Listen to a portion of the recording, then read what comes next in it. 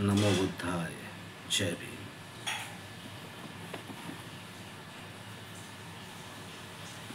पाच महामायाचे निधन. बालकाचा 5व्या दिवशी नामकरण विधी केला गेला.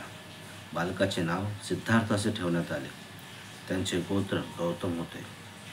यामुळे जनमानसात सिद्धार्थ गौतम नावाने ते लोकप्रिय झाले. बाळजन्माचा आनंदोत्सव व नामकरण विधी सोहळा अजून संपन्न झाला नव्हता. त्याच वेळेस महामाया अचानक आजारी पडल्या व त्यांच्या आजाराने गंभीर रूप धारण केले. आपला अंतिम काळ जवळ आलेला आहे हे जाणून त्यांनी राजा शुद्धोधन व प्रजापतींना आपल्या जवळ बोलवले आणि म्हटले, मला विश्वास आहे की असित ऋषींनी माझ्या मुलाबद्दल जी भविष्यवाणी केली ती खरी ठरणार आहे.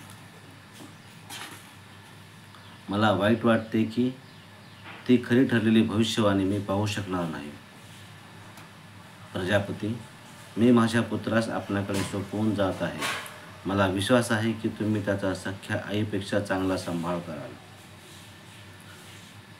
माझे बाळ लवकरच आईविना पोरके होणार आहे, परंतु माझ्यानंतर माझ्या मुलाचे यथायोग्य विधीपूर्वक पालनपोषण होईल याबाबत मला थोडीसुद्धा चिंता वाटत नाही. आता दुःखी होऊ नका. मला शांतपणे मृत्यूला सामोरे जाऊ द्या. माझा अंतिम काळ जवळ आलेला आहे. मृत्यूदूत मला घेऊन जाण्याकरता थांबलेले आहेत असे म्हणून महामायांनी शेवटचा श्वास घेतला. राजा शुद्धोधन व प्रजापती या दोघांनाही अनावर दुःख झाले व त्यांनी रडून आक्रोश केला. जेव्हा सिद्धार्थाच्या मातेचे निधन झाले तेव्हा सिद्धार्थ अवघे 7 दिवसांचे होते. सिद्धार्थांचा नंद नावाचा एक छोटा भाऊ होता. तो राजा शुद्धोधनाचा महाप्रजापतीला झालेला पुत्र होता. सिद्धार्थांना याशिवाय अनेक चुलत भाऊ होते. महानाम व अनिरुद्ध हे शुक्लोदनाचे पुत्र होते. आनंद हे अमितोदनाचे पुत्र होते. देवदत्त हा सिद्धार्थाच्या आत्याचा अमिताचा पुत्र होता. महानाम हा सिद्धार्थाच्या पेक्षा वयाने मोठा होता व आनंद हा वयाने लहान होता. सिद्धार्थ त्यांच्या सोबतीत खेळून राहून लहानाचे मोठे झाले. सिद्धार्थांचे बालपण व शिक्षण. जेव्हा सिद्धार्थ थोडेफार चालू फिरू लागले तेव्हा शाक्य गणपदाचे प्रमुख एकत्र आले व त्यांनी शुद्धोधनास म्हटले की बालकास ग्रामदेवता अभयाच्या मंदिरात घेऊन गेले पाहिजे. राजा शुद्धोधनाने ते मान्य करून नूतन बालकास वस्त्र परिधान करण्यास महाप्रजापतींना सांगितले.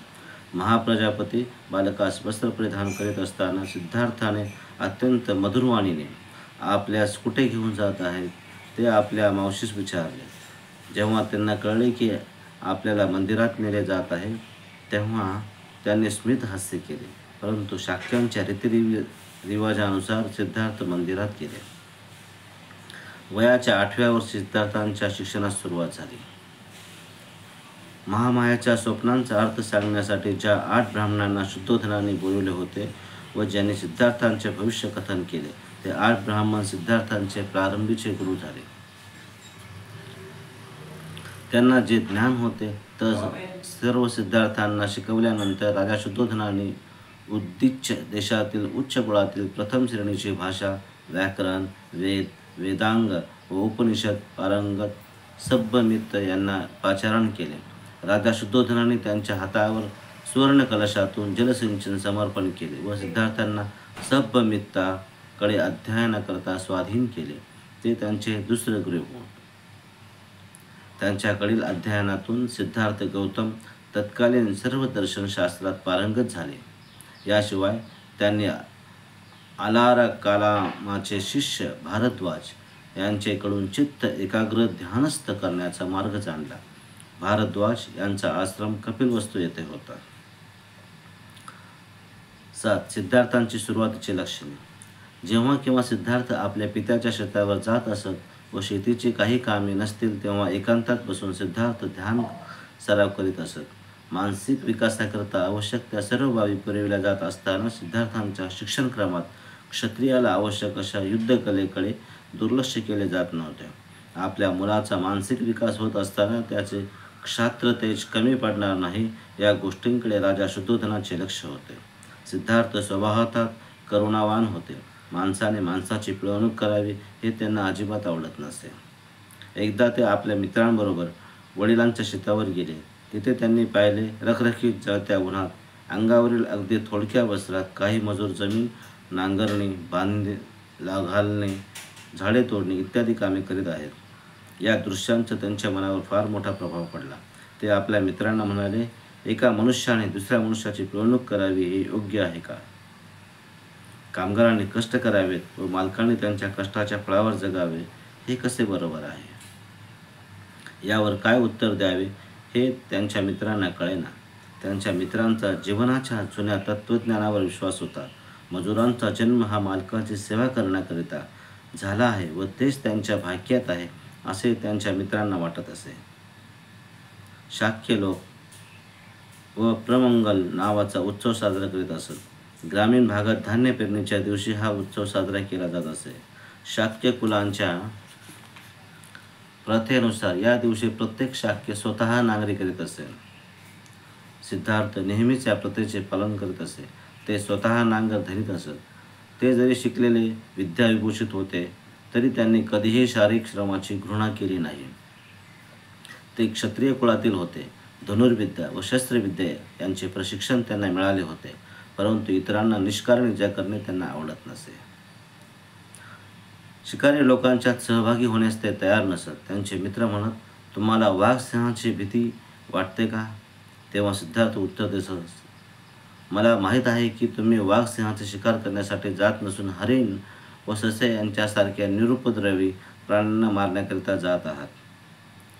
शिकारी करता नाही, परंतु आपल्या मित्रांची अचूक नेमबाजी पाहण्याकरता तरी चला, त्यांचे मित्र त्यांना आग्रह करीत असत. सिद्धार्थ अशा प्रकारच्या निमंत्रणाला देखील नकार देत व म्हणत असत, मला निरुपद्रवी प्राणी मारताना पाहणे अजिबात आवडत नाही. सिद्धार्थाच्या या प्रवृत्तीमुळे प्रजापती गौतमी अतिशय काळजी करत असत.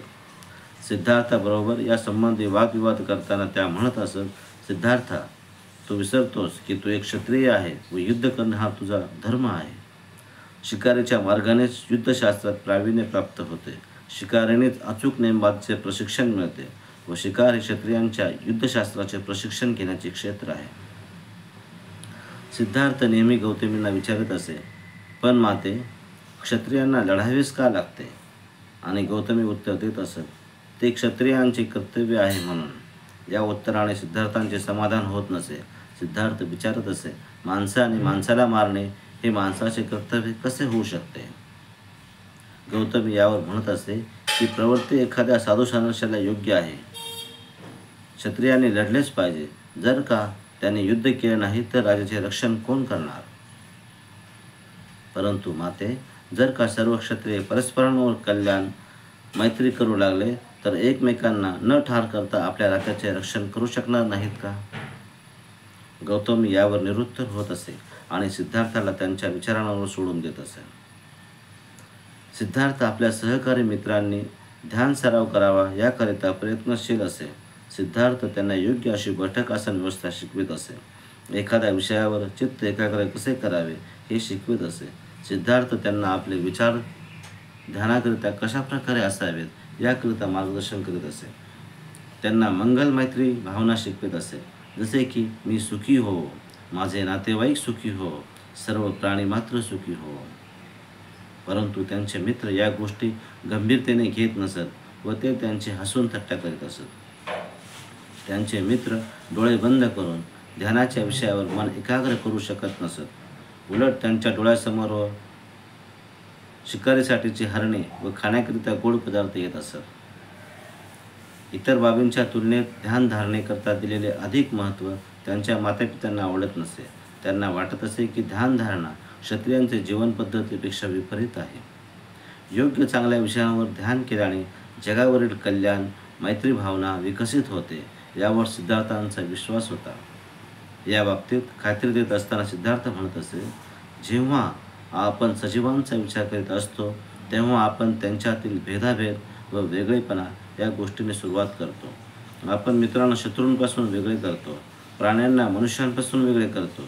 आपण पाळीव प्राणी व मित्रांवर प्रेम करतो आणि जंगली, हिंस्र पशु व शत्रूंचा द्वेष करतो. या भेदरेषेच्या वर आपण उठले पाहिजे व आपण हे तेव्हाच करू शकतो जेव्हा ध्यानात, चिंतनात आपण व्यवहारी जीवनाच्या मर्यादांच्या पलीकडे जातो. त्यांचे बालपण सर्वोच्च करुणा भावनेने व्यापलेले होते. एकदा ते आपल्या पित्याच्या शेतावर गेले होते. विश्रांतीच्या वेळेत झाडाखाली बसून ते निसर्ग सौंदर्य व निसर्ग शांतीचा आनंद घेत होते. ते बसलेले असताना आकाशातून एक पक्षी त्यांच्या समोर येऊन पडला. त्या पक्षाला बाण लागलेला होता व तो बाण त्याच्या शरीरात रुतला होता. तो पक्षी घायाळ होऊन वेदनेने फडफडत करीत होता. सिद्धार्थ त्या पक्षाला वाचविण्याकरिता पुढे सरसावला. त्याने रुतलेला बाण काढला, जखमेवर पट्टी बांधली व त्याला पाणी पाजले. पक्षाला उचलून आपल्या उत्तरीय वस्त्रात गुंडाळून त्याला ऊब देण्याकरता आपल्या हाताशी धरले. सिद्धार्थ विचार करू लागले, या निरपराध निष्पाष पक्षाला कोणी मारले असावे. थोड्याच वेळात त्यांचा आतेभाऊ देवदत्त शिकारीच्या सर्व शस्त्रांसह तेथे आला. तो सिद्धार्थला म्हणाला, आकाशात उडत असलेल्या पक्षाला आपण बाण मारला आहे. तो जखमी पक्षी काही अंतरावर उडून जाऊन इथेच कुठेतरी पडला असावा. तू त्याला पाहिलंस का?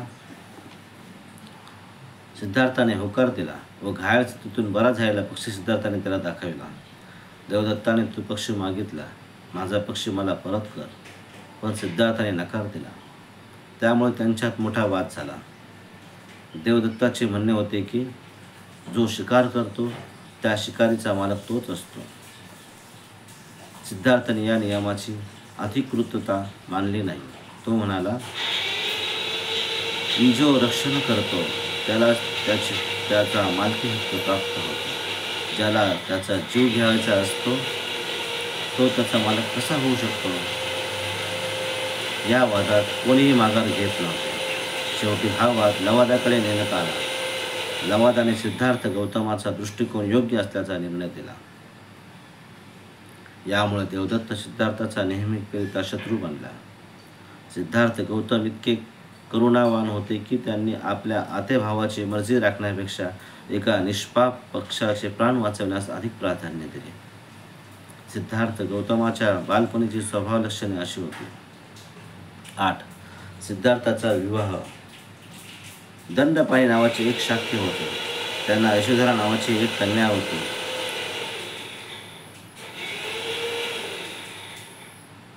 त्या आपल्या सौंदर्य आणि शीलचरणाकरिता सुप्रसिद्ध होत्या. यशोधराची 16व्या वर्षात पदार्पण केले होते व दंडपाणीने यशोधराच्या लग्नाची चिंता लागलेली होती. प्रथेनुसार दंडपाणीने आपल्या शेजारी देशातील तरुणांना आपल्या कन्येच्या स्वयंवरीत संमेलित होण्याकरिता निमंत्रित केले. सिद्धार्थ गौतमाच्या नावाने देखील एक निमंत्रण पाठवण्यात आले होते. सिद्धार्थ गौतमांचे 16वे वर्ष पूर्ण झाले होते. त्यांचे मातापिता सुद्धा सिद्धार्थ गौतमाच्या विवाहाबद्दल चिंतित होते. त्यांनी सिद्धार्थ गौतमांना स्वयंवरामध्ये जाऊन यशोधराचे परिग्रहण करण्यास सांगितले. सिद्धार्थ गौतमाने आपल्या मातापित्यांचे ऐकले. स्वयंवरामध्ये संमेलित झालेल्या तरुणांमधून यशोधराने सिद्धार्थ गौतमांना निवडले. दंडपाणी या विवाहाने जास्त प्रसन्न नव्हते.